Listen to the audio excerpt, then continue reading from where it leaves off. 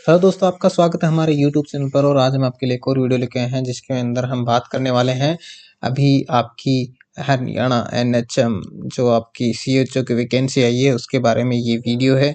तो जैसा कि आपको बता दें कि ये आपका 30/12/2022 एनएचएम हरियाणा जो जिसका ऑफिशियल नोटिफिकेशन है, ये आपका ऑफिशियल नोटिफिकेशन है। इसका एडवर्टाइजमेंट नंबर ये है, जैसा कि आप देख सकते हैं। इसके अंदर आपकी पोस्ट है, टोटल 527 पोस्ट है, जिसमें आप ऑल इंडिया के लोग अप्लाई कर सकते हैं।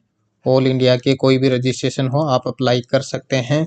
और इसके अंदर बहुत अच्छी पोस्ट है, जिसके अंदर ये 143 आपकी नई पोस्ट है और ये पुरानी पोस्ट है। तो टोटल आपकी 527 ये पोस्ट हैं। तो इसके लिए सब लोग अप्लाई कर सकते हैं जिनका पहले से जो बीएससी नर्सिंग हैं, जीएनएम हैं, बीएमएस हैं, वो सब लोग अप्लाई कर सकते हैं। जिनके पास सर्टिफिकेट है वो भी अप्लाई कर सकते हैं और जिनके पास सर्टिफिकेट नहीं है वो भी अप्लाई कर सकते हैं।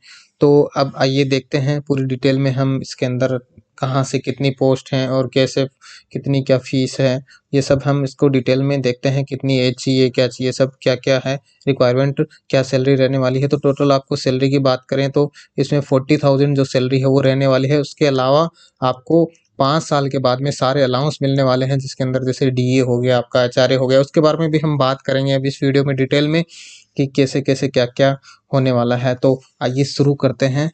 तो सबसे पहले मैं आपको बता दूं कि ये आपका नोटिफिकेशन 30/12/2022 का ऑफिशियल नोटिफिकेशन है, जो कि एनएचएम हरियाणा की वेबसाइट पे है और ये सीएचओ की पोस्ट है।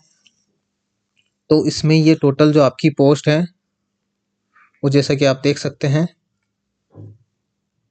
ये स्टेट वाइज दे रखी हैं।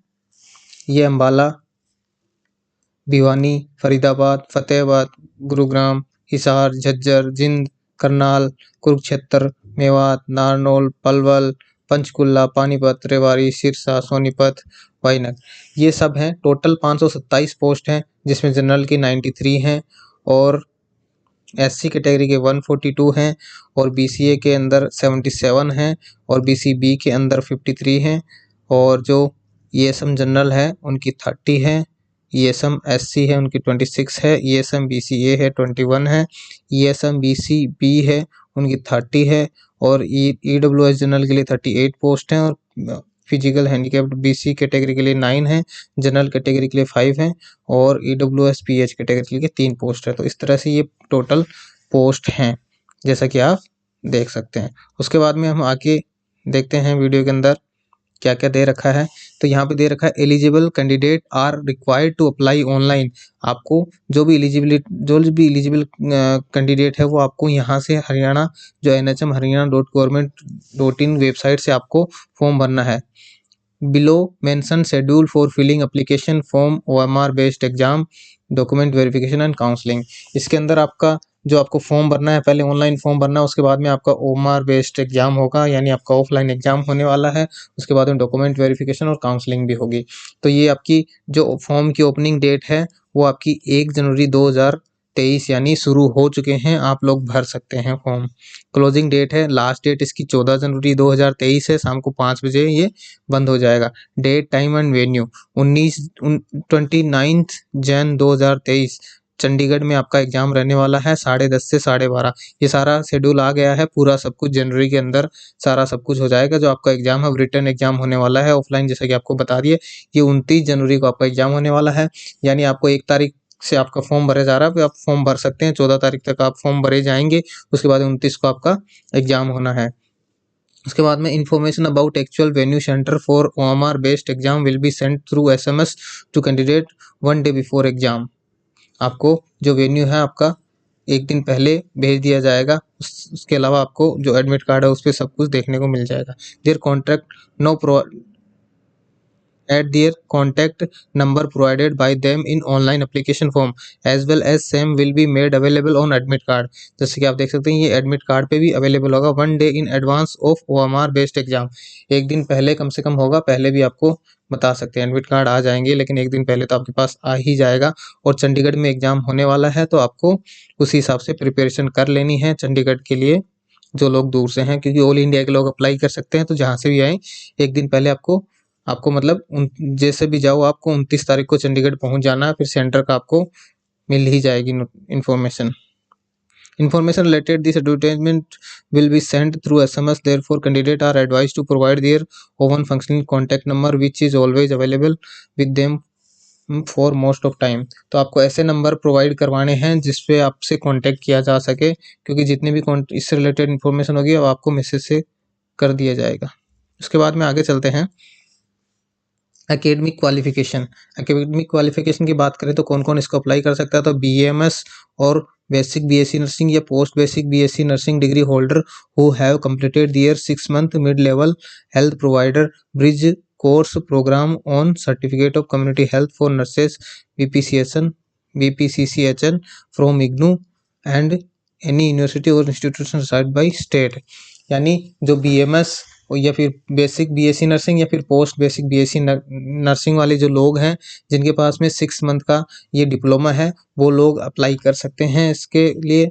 और बेसिक जो BSc nursing post BSc nursing graduate हैं वो अपना जो साथ में degree with mid level health provider जो MLHP के कोर्स के साथ में इंटीग्रेटेड कोर्स के साथ में है, वो लोग भी अप्लाई कर सकते हैं इसके अंदर, जो कि 2019 से ये लागू हो रखा है, तो आप वो भी अप्लाई कर सकते हैं।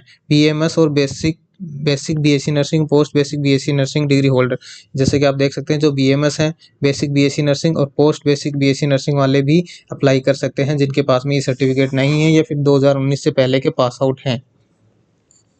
उसके बाद में important note regarding essential academic qualification given at serial number 2.1 2.2 2.3, जैसे कि आप देख सकते हैं ये है 2.1 2.2 2.3 and the candidate with academic qualification as per serial number 2.1 and 2.2 are required to provide valid certificate only to ensure their eligibility for 6 month BPCCHN from IGNOU or any university institution assigned by the state। यानी जो भी लोग हैं जिस category दोनों category के अंदर आते हैं 2.1 और 2.2 के अंदर, उनको ये आपका सर्टिफिकेट है वो आपका वैलिड सर्टिफिकेट होना चाहिए, वो आपको उसके लिए अप्लाई करना है और उसके साथ में आपको ये फॉर्म भरना है। और जो 2019 के साथ में है उनको भी अपना जो कॉलेज यूनिवर्सिटी से जो इश्यू हुआ है वो आपको यहाँ पर दिखाना है, वो लोग एलिजिबल हैं। उसके बाद में हम आगे बात करें तो the candidate with academic year qualification 2.1 2.2 shall be given preference in selection। तो जो भी 2.1 और 2.2 कैटेगरी के अंदर है उनको प्रेफरेंस दी जाएगी, जिनके पास सर्टिफिकेट नहीं है 2019 से पहले के पास आउट हैं उनको बाद में प्रेफरेंस दी जाएगी, और जिनके पास में 2.1 और 2.2 वाले कैटेगरी वाले हैं उनको एडिशनल 5 मार्क भी दिया जाएगा। यानी जैसे 2019 के बाद के हैं या फिर जिनके पास में ये सर्टिफिकेट है उनको 5 मार्क्स एडिशनल दिए जाएंगे लास्ट में। उसके बाद में हम बात करें कि जो 2.3 वाली कैटेगरी के बंदे हैं उनको 6 मंथ का कोर्स करवाया जाएगा, ब्रिज प्रोग्राम करवाया जाएगा, और जो कि इग्नू से होने वाला है। और फिर जब उनका जो भी वो डिस्ट्रिक्ट से अप्लाई कर रहे हैं उसमें अगर सीट अवेलेबल होगी तो उनको वहाँ पर पोस्टेड किया जाएगा। Importantly, candidate shall be ensure his eligibility for claiming additional 5 mark on account the said course mentioned 2.1 2.2 at the same of applying through online application form in case of claiming additional 5 mark and not invalid fake। यानी इसके ये कहना जो भी आप 5 mark additional आप कर रहे हैं वो अप्लाई करते टाइम आपको शो करना है, और आपके मतलब आपको फेक या फिर कुछ भी गलत ऐसा कुछ नहीं करना है, नहीं तो आपके ऊपर लीगल एक्शन भी लिया जाएगा।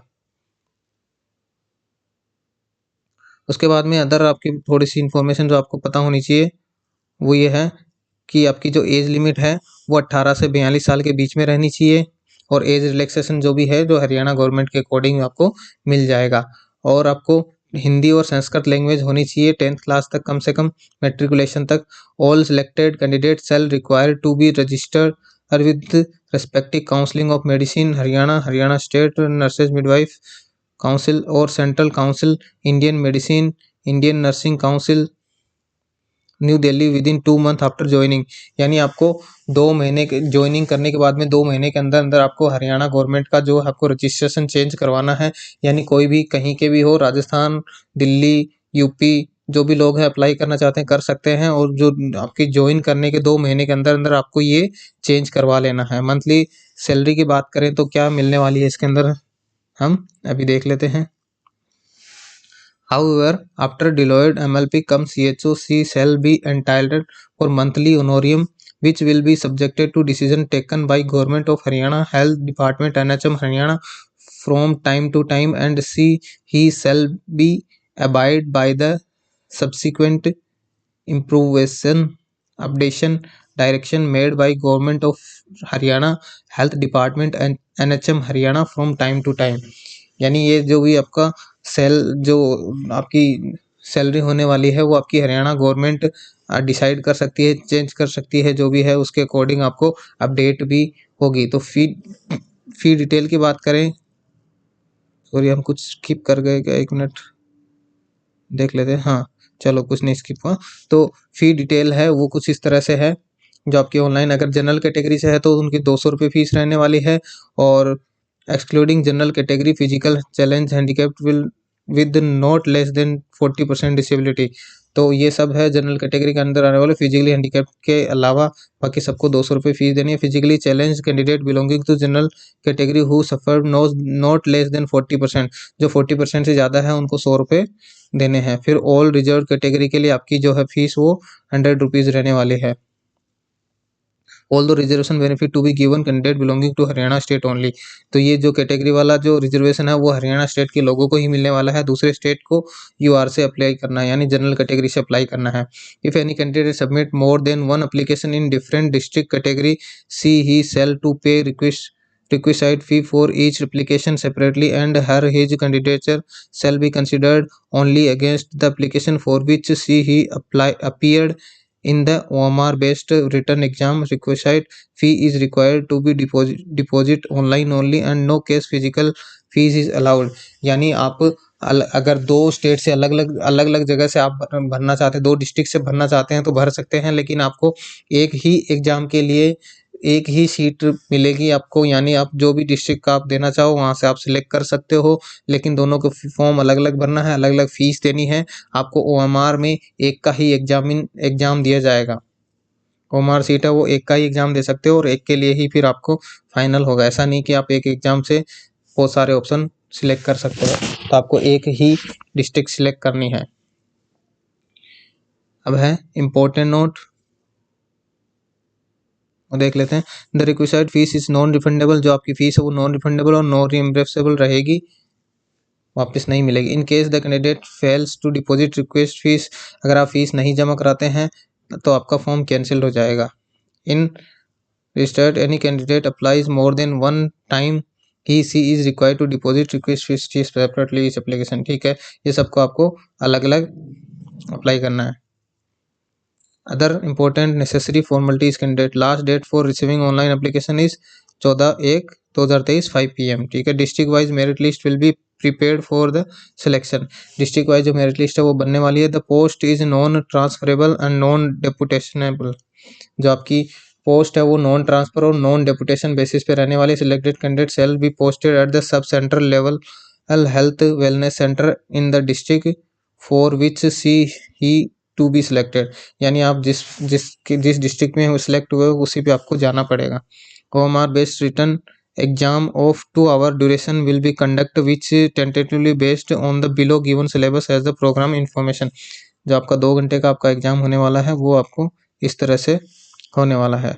तो सिलेबस की बात करें तो अप्रोक्स कवरेज क्वेश्चन पेपर, जो आपका टोटल क्वेश्चन पेपर आएगा उसके अकॉर्डिंग ये इतना कितना परसेंट कवर कर। देखो BMS basic BSc nursing, post basic BSc nursing syllabus CCIM and INC के अकॉर्डिंग 60% आपको कवर करने वाला है। जो आपका पेपर है उसका 60% ये पार्ट कवर करेगा। फिर जनरल नॉलेज और करंट अफेयर आने वाला है 10% का। फिर रीजनिंग एंड मैथमेटिक्स आएगी आपकी 10% आएगी, यानी 100 क्वेश्चन है तो 60 क्वेश्चन ये आएंगे, 10 क्वेश्चन ये, 10 क्वेश्चन ये। उसके अलावा reproductive maternal newborn child health adolescent and all national health programme covered under NHM, उसका 10% पोर्शन आएगा, यानी 10 नंबर उसके आएंगे। MLHP course integrated in post BSc in nursing, post basic BSc nursing, nursing curriculum as per notification issued by Indian nursing council. यानी जो certificate होगा उसका भी आपका 10%, उस कोर्स से रिलेटेड आपका 10% आने वाला है, जो आपका BPCHN मान लो या फिर इंटीग्रेटेड कोर्स है। तो ये इस तरह से आपका सिलेबस रहने वाला है। उसके बाद में हम आगे बात करें तो आपकी जो भी आप मतलब जो सर्टिफिकेट दिखाने वाले हैं उसके आपके 5 नंबर मिलने वाले हैं आपको। तो अगर आपने कंप्लीट है ऑलरेडी तो ही आप करें, आपको बाद में नहीं रिक्वेस्ट करनी है उनसे। Candidate who have complete BMS BSc nursing post graduation before 19 state not eligible for additional 5 mark to given and count essential qualification as respective. यानी आप जो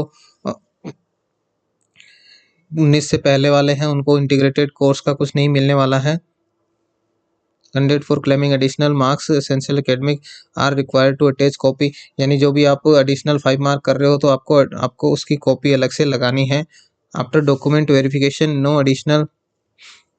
no additional time shall be provided to any candidate for production of any certificate for claiming additional 5 marks। यानी आपको पहले ही जब आप form fill कर रहे हो उसी टाइम आपको साथ में आपको लगा देना है। उसके बाद में डॉक्यूमेंट वेरिफिकेशन के टाइम आपको अलग से कोई टाइम नहीं दिया जाएगा कि आपको 5 मार्क मिले उसके लिए आपको टाइम चाहिए, तो ऐसा कुछ नहीं होने वाला है। और रिजर्वेशन है वो सिर्फ स्टेट वालों को ही मिलने वाला है। ये इसके अंदर इम्पोर्टेंट चीज़ें थी जो हमने डिस्कस करी है। उसके बाद इसमें जो सैलरी है वो आपकी 25,000 पर मंथ आपको मिलने वाला है। और वो सैलरी कुछ इस तरह से मिलने वाली है 18,700 आपकी, जो 18,750 आपको बेसिक यहाँ पे मिलेगा। उसके बाद में पे बैंड 2 के अकॉर्डिंग आपको जो है 6,250 रुपये एडिशनल मिलेंगे। इस तरह से आपकी ये 25 की आपको सैलरी मिलने वाली है। उसके अलावा जो आपको 15,000 रुपये हैं वो परफॉर्मेंस बेस्ड पे मिलने वाले हैं। 15,000 यानी 25 और 15 वो परफॉर्मेंस बेस्ड पे आपको मिलने वाले हैं। तो इस तरह से आपकी सैलरी। और उसके बाद में जो आपका DA है वो भी आपको मिलेगा। 5 ईयर जब कंप्लीट हो जाएंगे तो आपको DA मिलेगा। और जो आपका एनुअल इंक्रीमेंट है वो भी 1 ईयर के बाद में आपको 5% का इंक्रीमेंट भी लगने लग जाएगा। और जो HRA है वो आपको 10 साल कंप्लीट होने के बाद मिलेगा। यानी DA आपको 5 साल में मिल जाएगा और 10 साल में आपको HRA भी यानी हाउस रेंट अलाउंस भी मिलने लग जाएगा। तो इस तरह से आपका फिर आपकी जो इंक्रीमेंट है वो होने लग जाएगी। और जो 15,000 रुपये जो मिल रहा है वो परफॉर्मेंस बेस्ड वो आपको 5 साल तक मिलेगा। उसके बाद में आपके सैलरी में इंक्रीमेंट होने लग जाएगा। तो आपको ये जो आपको जो 15,000 रुपये हैं वो आपको इंसेंटिव मिलना बंद हो जाएगा, क्योंकि इंक्रीमेंट लग जाएंगे तो अलाउंस फिक्स हो जाएंगे। तो उसके बाद में ये आपको परफॉर्मेंस बेस्ड वाला इंसेंटिव नहीं मिलेगा। तो इस तरह से अच्छी खासी सैलरी होने वाली है। तो बहुत ही अच्छी पोस्ट है, आप अप्लाई कर सकते हैं। इसके अलावा और कुछ आपको इन्फॉर्मेशन चाहिए हो तो आप पूछ सकते हैं। Thank you for watching.